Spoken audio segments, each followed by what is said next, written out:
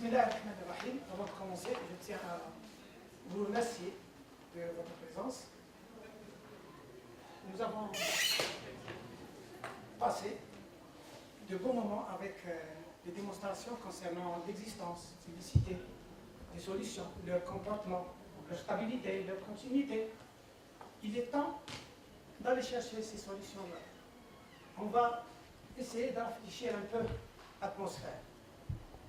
D'ailleurs, l'ancien thème sur l'existence, l'unicité et le comportement des solutions, c'est mon axe de recherche précédent. Je vais vous présenter des équations de taille de type line-ended, bidimensionnelles, et on va essayer de les résoudre par deux nouvelles méthodes appelées les méthodes de transformation différentielle modifiée et réduite. Bon, dans notre travail, on va prouver et appliquer de nouvelles propriétés concernant le produit, le quotient de ces deux méthodes, RDT1, reduced, et MDT1, modifié. On va minimiser les calculs au maximum et on va aussi essayer d'introduire les systèmes d'équations de line-ended à deux dimensions. Et le plus beau dans tout ça, c'est qu'on va obtenir des solutions analytiques exactes. Beaucoup de problèmes en astrophysique et mécanique relativiste peuvent être formulés par la fameuse équation de line-ended qui a la forme suivante: U seconde plus K sur X, U' plus alpha de X, F de U égale à 0, avec les conditions U0 égale à C0 et U' de 0 égale à 0. Alpha de X et F de U sont fonctions de X et de U respectivement. L'équation de line-ended aussi, on la trouve dans l'étude de la mécanique des fluides, l'évolution des populations, et aussi dans l'étude des systèmes de réacteurs chimiques. Bon, une petite histoire concernant cette équation-là.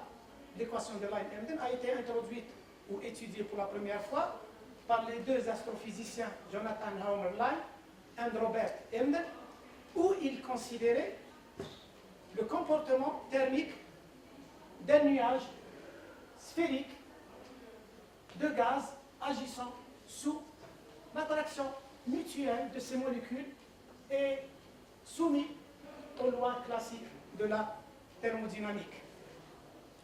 La fameuse équation de line-ended a été utilisée aussi pour modéliser beaucoup de problèmes et de phénomènes en physique mathématique et l'astrophysique, tels que la théorie de la structure stellaire, le comportement thermique, les gaz de nuages sphériques, les sphères de gaz isothermes, la théorie des courants thermioniques et finalement pour la modélisation d'amas de galaxies.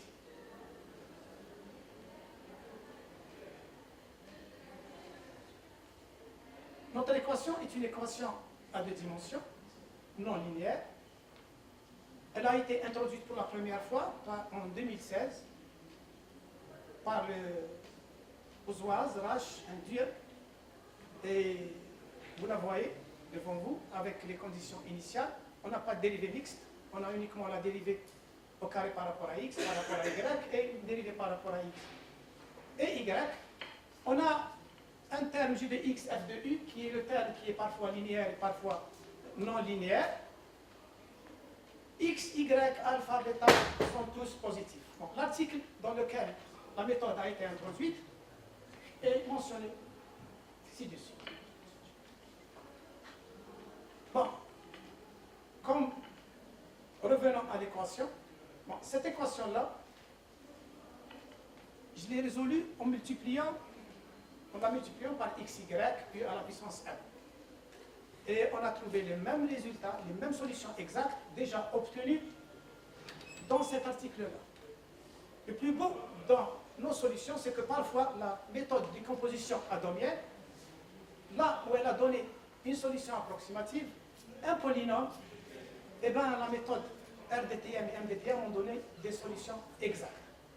Donc, en passant à sa définition, vous allez remarquer qu'elle est très simple, mais on n'évolue pas une méthode par sa simplicité ou par son degré de complexité, mais par son efficacité. Et on a essayé même cette méthode pour des modèles d'immunothérapie du cancer, système à 3 équations différentielles, non linéaires, et on a trouvé des solutions approximatives qui marchent très bien et qui se confondent avec les solutions déjà calculées par la méthode de Range-Kuita et la méthode ADM, c'est-à-dire la décomposition adémienne. Bon, cette méthode-là, la DTM, elle a été introduite pour la première fois en 1986 par Zhu et Bukov, donc pour un problème concernant les circuits électriques. Et son principe est simple. On transforme l'équation différentielle ou le système d'équations ordinaire ou partielle en une relation de récurrence. Et à partir de cette relation de récurrence, on obtient la solution, comme dans la méthode adomienne, sous forme de série ou de polynôme. Donc, on ne va pas attarder beaucoup sur les définitions. On a une fonction U, et on a sa transformée différentielle, UK de X, ça concerne la RDTM, la réduite, et puis on a la solution, comme vous la voyez ici, sous forme d'une série entière en Y. Bon, pour appliquer cette méthode-là, on aura besoin de beaucoup de transformés qui sont mentionnés dans ce tableau-là, et dont la définition se fait facilement en utilisant la définition. Parfois, ce n'est pas facile, surtout pour l'exponentielle ou le quotient, parce que elle englobe beaucoup de calculs, oui. Bon, la RDTM, on a les mêmes formules pour la MDTM, seulement la différence entre ces deux méthodes, c'est que pour la MDTM, que je vais utiliser aujourd'hui, on n'a pas UK de X, mais UXH. Et c'est cette méthode-là par rapport à la variable Y. Il y a l'application de cette méthode par rapport à X, où on aura UKY, et ça donne les mêmes résultats.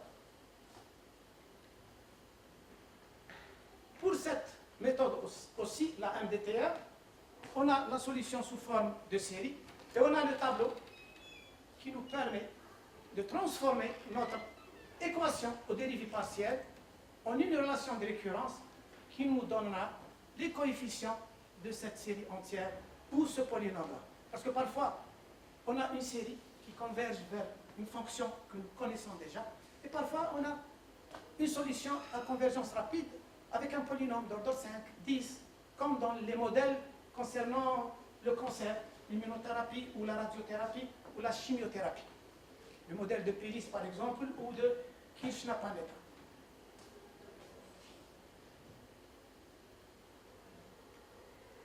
Pour notre méthode, puisqu'on a le X, vous avez remarqué que notre équation a deux singularités, une en X et une en Y.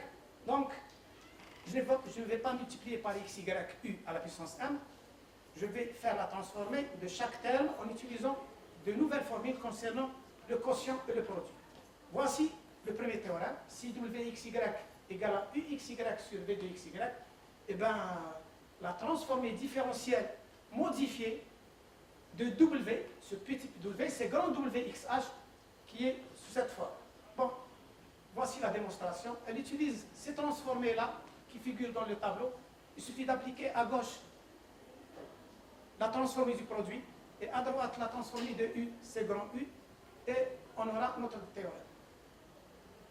On aura aussi ce corollaire qu'on déduit du précédent. Il suffit de remplacer U de xy par x à la puissance m, y à la puissance n. On aura aussi ce corollaire-là, et la démonstration se fait la même chose. Un autre théorème, lorsqu'on divise par x à la puissance n et y à la puissance n, on a ce résultat-là, et ce qui nous intéresse le plus, c'est diviser par x et par y les termes qui figurent dans notre équation. Donc, si WXY égale UXY sur x, x différent de 0, et bien la transformée, c'est XH sur x, et la même chose lorsqu'on divise par y, mais on aura une autre chose, c'est-à-dire UXH plus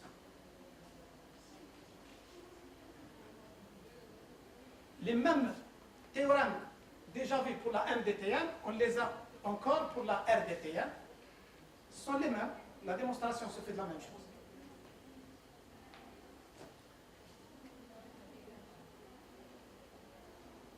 On va prendre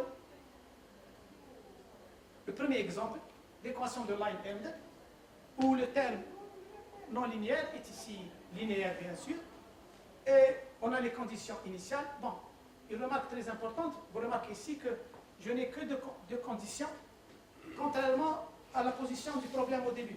Parce que ces problèmes-là, ces équations de Line-Emden, sont toujours des équations à symétrie sphérique, c'est-à-dire qu'on a même symétrie dans les conditions, et dans l'application de ces conditions-là, on aura besoin que de ces deux conditions-là, et non pas des autres.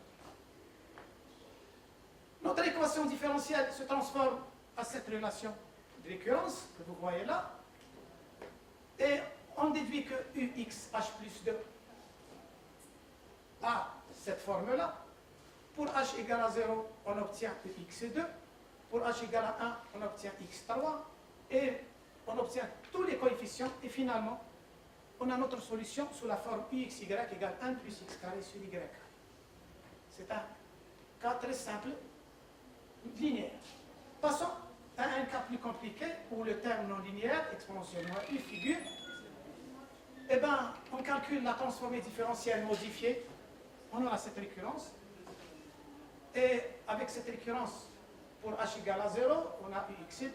Pour h égale à 3, on a ux. Pour h égale à 1, on a ux3, etc.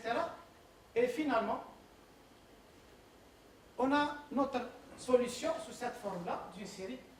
Et en la regardant, sous certaines conditions, bien sûr, de convergence, cette série-là converge vers la solution exacte, ln log de x carré plus y carré. Prenons un autre terme non linéaire, u-1. C'est la même méthode. On a cette formule de récurrence. On remplace H0, H2, H1, etc. Et on a notre solution sous forme de série.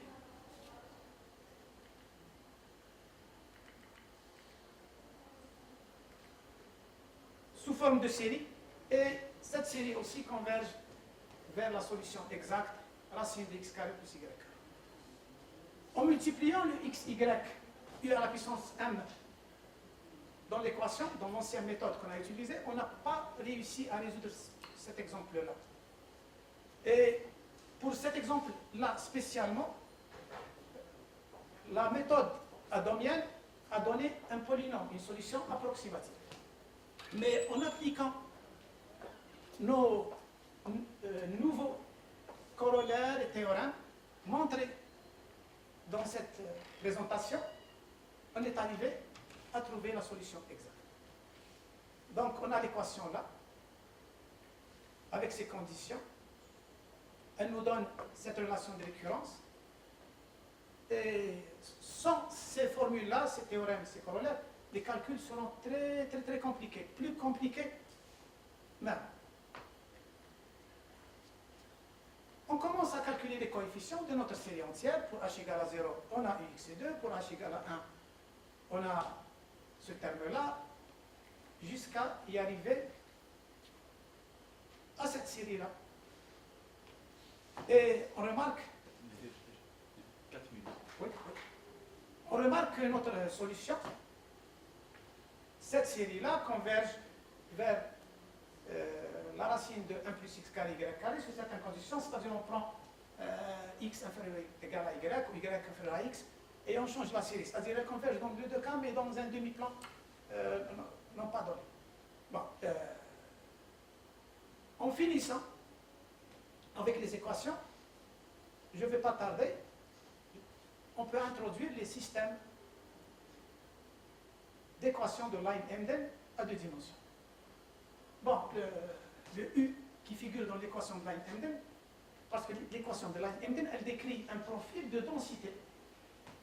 Et au début, j'ai parlé du gaz, de la structure stellaire. Donc, c'est une équation très importante sur le plan réalité, et spécialement dans la mécanique des fluides et l'astrophysique. Donc, voici le système. Les relations de récurrence, les coefficients et les solutions sous forme de série, et puis la solution exacte. Donc, les exemples qui vont être exposés sont tous sur ce temps-là, sur cette ligne, et par conséquent, je peux arrêter ici, mais avant, j'aimerais vous dire merci de votre attention. Merci.